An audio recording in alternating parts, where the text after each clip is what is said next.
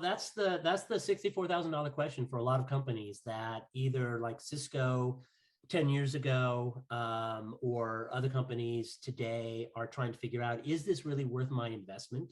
Can I get along doing things the way I've done versus investing a lot of money to build a whole new organization? And the answer is really, I think, as the CX discipline has evolved, I think the answer has become very clearly that companies should take a customer-centric approach to business because it's the only way to thrive. And that companies that fail to do this, it will cause the demise of their business, point blank.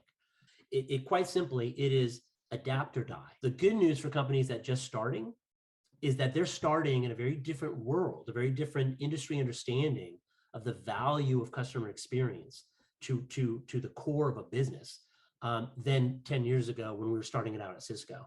So hopefully they don't have to fight those battles internally, as well as a lot of the off-the-shelf products and tools are available than were 10 years ago.